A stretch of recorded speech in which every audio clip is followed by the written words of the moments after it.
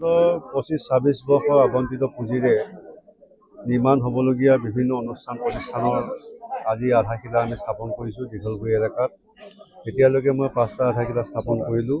গতিকে এই আধাৰশিলা অনুষ্ঠানবিলাকত আমাৰ গোটেই দলীয় যিখিনি কৰ্মী আৰু ৰাইজৰ লগত সহযোগিতা ৰাখি এইখিনি মই আধাৰশিলা স্থাপন ইতিমধ্যে সমাপন কৰিলোঁ। শেহতীয়াকৈ আহি মই পাৱজাৰী দীঘলগুৰি সাৰ্বজনীন যি শিৱ মন্দিৰ, এই শিৱ মন্দিৰত আহি আধাৰশিলা স্থাপন সমাপন কৰিছোঁ। যোৱা বছৰ 24-25 যিটো বিত্তীয় বৰ্ষ আছিলে, এই বিত্তীয় বৰ্ষৰ জৰিয়তে এই পাৱজাৰী শিৱ মন্দিৰ ভাগ আমি নিৰ্মাণ কৰি উলিয়াইছিলোঁ। আৰু সেই নিৰ্মাণ কাৰ্য সমাপন হোৱাৰ পিছত যেতিয়া মোক ৰাইজে আমন্ত্ৰণ কৰিছিলে, ইয়ালৈ গৈ আহিছিলোঁ। অহাৰ পিছত মই তেখেতসকলক কথা দিছিলোঁ যে তেখেতসকলৰ যিটো ৰভাগৃহ, এই ৰভাগৃহটো আমি নিৰ্মাণ কৰি দিম। গতিকে আজি ৰভাগৃহটো আধাৰশিলা স্থাপন কৰিছোঁ।